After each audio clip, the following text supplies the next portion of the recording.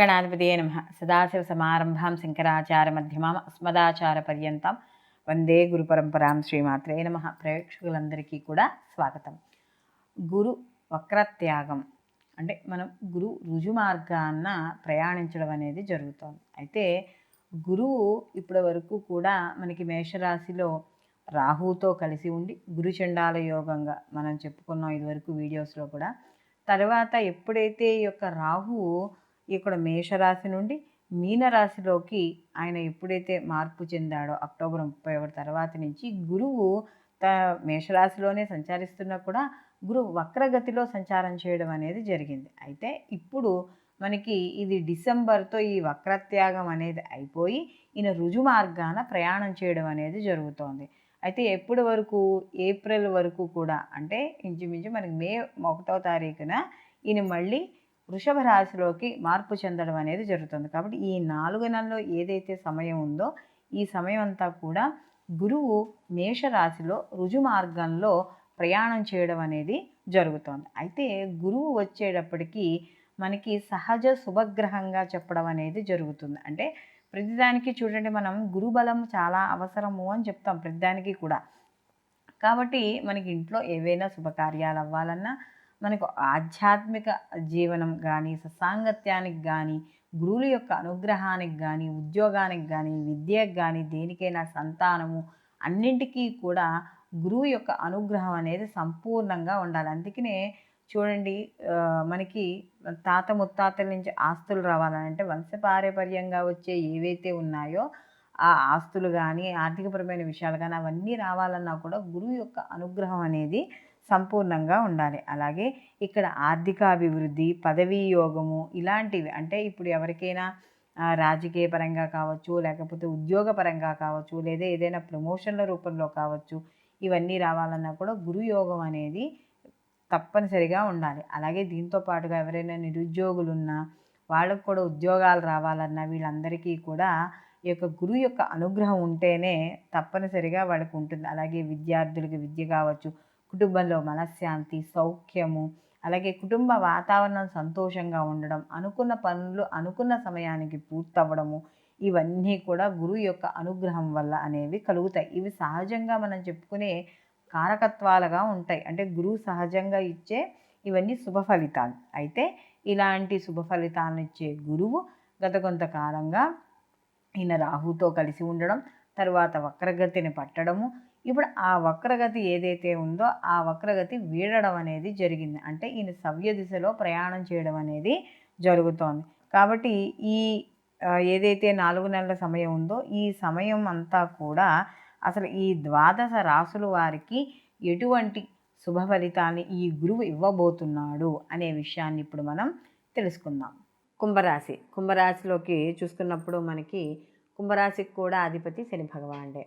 కుంభరాశిలోకి ధనిష్ట 2, 3, 4 పాదాలు, శతభిషం 1, 2, 3, 4 పాదాలు, అలాగే పూర్వభాద్ర 1, 2, 3 పాదాలు మనకి ఈ యొక్క కుంభరాశిలోకి రావడం అనేది జరుగుతుంది. వీళ్ళకు కూడా ఏనాటి శని యొక్క ప్రభావము, అలాగే జన్మలోనే శని భగవాన్ యొక్క సంచారం. అయితే వీళ్ళకి గురువు ఇక్కడ తృతీయ స్థానంలో సంచారం చేయడం, ఈ శని భగవాను మళ్ళీ ఆ తృతీయ స్థానాన్ని విశేష దృష్టితో చూడడము, అలాగే ఈ యొక్క గురువు మరియు రాహువు కలిసి ఉండడం, అవేమో గురుచండాల యోగంగా అయ్యి మళ్ళీ అక్టోబర్ నుండి కూడా 2023 రాహు విడవడిన కూడా గురు వక్రత్యాగాన్ని పొంది అలాగే వీళ్ళకి తృతీయ స్థానంలోనే సంచారం చేయడం అనేది జరుగుతోంది. అయితే ఇక్కడ గురువు వీళ్ళకి ద్వితీయ లాభాధిపతి అయిన గురువు ఏం చేశాడు, వీళ్ళకి మనకి ఈ యొక్క తృతీయ స్థానంలో ఉన్నాడు. అయితే ఇక్కడ మనకి తృతీయ స్థానం అనేటప్పటికి ఏం చెప్తాం, కమ్యూనికేషను, అలాగే పట్టుదల, ఏ పనినైనా పూర్తి చేయాలి, సంకల్ప బలము, ఇవన్నీ కూడా సోదరుల వర్గము అంతా కూడా మనకి ఈ తృతీయ స్థానాన్ని చెప్పడం అనేది జరుగుతుంది. అలాంటి సోదరుల వర్గ సహాయ సహకారాలు అందడం ఈ రుజు మార్గంలో చేయడం వల్ల కమ్యూనికేషన్ రంగాల్లో ఎవరైతే పనిచేస్తున్నారో వాళ్ళకి అనుకూలత, లేదా ఎవరికైనా కాస్త బంధుమిత్రులకు కానీ ఎవరికైనా కుటుంబంలోనైనా సరే సరైన అవగాహన లేకపోవడం వల్ల చిన్న చిన్న వివాదాలు, మనస్పర్ధలు అవన్నీ వస్తే అవన్నీ తొలగడము, ఇలాంటివన్నీ కూడా చోటు చేసుకుంటాయి. అలాగే ఏదైనా పని మొదలుపెట్టి ఉంటే మధ్యలో ఆగిపోయి ఉంటే అవి మళ్ళీ పనులు తిరిగి ఫుల్ఫిల్ చేసుకోవడానికి సహాయ సహకారాలు అందడం ఉద్యోగస్తులకి, వ్యాపారస్తులకి కూడా అనుకూలంగా ఉండడం అనేది జరుగుతోంది. అలాగే ఇక్కడ గురు యొక్క దృష్టి మళ్ళీ మనకి సప్తమ స్థానంలో ఉంది కాబట్టి వివాహానికి సంబంధించిన కార్యక్రమాలు కూడా ఏవైతే ఇప్పటి వరకు ఆయన యొక్క వక్ర త్యాగం వల్ల ఆగాయో అవన్నీ కూడా ముందుకు వెళ్ళడం అనేది జరుగుతుంది. అలాగే విదేశీ పరంగా కానీ చూసుకుంటే ఇంపోర్ట్ ఎక్స్పోర్ట్ వ్యాపారాలు అవన్నీ కూడా కలిసి వస్తాయి. అలాగే ఎవరైతే ఈ యొక్క సమాజపరంగా సమాజానికి సంబంధించిన వ్యాపారాలు, ఆన్లైన్ వ్యాపారాలు ఇవన్నీ ఎవరైతే చేస్తున్నారో వాళ్ళందరికీ కూడా అనుకూలంగా ఉండడం అనేది జరుగుతుంది. అలాగే ఇక్కడ ముఖ్యంగా నవమ స్థానాన్ని కూడా ఇక్కడ చూస్తున్నాడు కాబట్టి ఎప్పుడైతే ఈ యొక్క గురువు మీద ఈ యొక్క శ్రేణి దృష్టి కూడా ఉందో కాబట్టి ఆ యొక్క తృతీయ అంటే ఈ యొక్క కుంభరాశి వాళ్ళకి తృతీయ స్థానం కూడా యాక్టివేట్ అవ్వడం అనేది జరుగుతోంది. అలాగే వీళ్ళకి ఈ యొక్క గురువు అంటే ఈ ద్వితీయాధిపతి గురువు మళ్ళీ వీళ్ళకి లాభస్థానాన్ని చూస్తున్నాడు.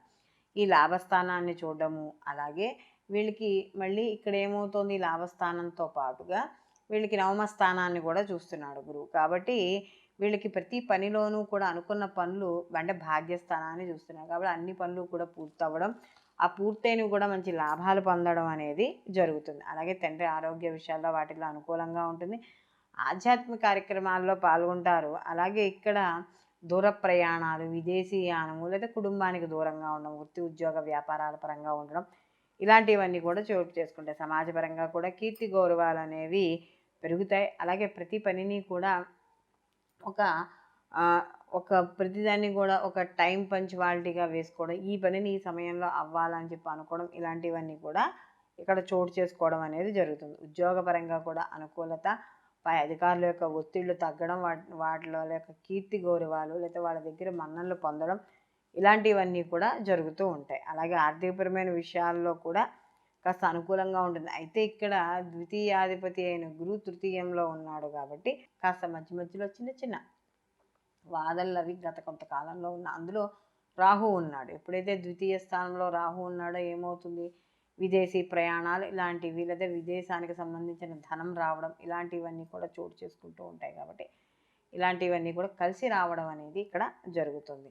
మొత్తం మీద ఇక్కడ ధనపరంగా అనుకూలత ఉన్నా కూడా అప్పుడప్పుడు వాక్ స్థానంలో రాహు ఉన్నాడు కాబట్టి కాస్త ఏదో బురిడి కొట్టించే మాటలు, అక్కలేని మాటలు ఇలాంటివి మాట్లాడకుండా ఉండడం ద్వారా కాస్త మీ యొక్క విలువని అంటే అలాంటివి మాట్లాడకుండా ఉంటే మీ విలువ తగ్గకుండా ఉంటుందన్నమాట. మొత్తం మీద ఈ రాశి వాళ్ళు మరిన్ని మంచి ఫలితాలు పొందడానికి వీళ్ళు ప్రతి నిత్యము కూడా ఈశ్వర ఆరాధన చేసుకుంటూ ఉండి అలాగే వీళ్ళకి ప్రతి గురువారాలు నియమాలు పాటించడం, గురువారం రోజు వీళ్ళు ఈ యొక్క మన ఈ యొక్క అనఘాసహిత దత్తాత్రేయ స్వామి వారి యొక్క అనుగ్రహానికి ఏదైనా చపాతీలు ఏమైనా ఉంటే కాస్త కుక్కలకి పెట్టడం, లేకపోతే మీరు చరిత్ర పారాయణ చేసుకోవడం అంటే కంటిన్యూగా పారాయణ చేసుకుంటూ ఉండడం ఈ యొక్క గురువు ఉన్నంత కాలము కూడా ఈ యొక్క పారాయణ చేసుకుంటూ ఉండడము.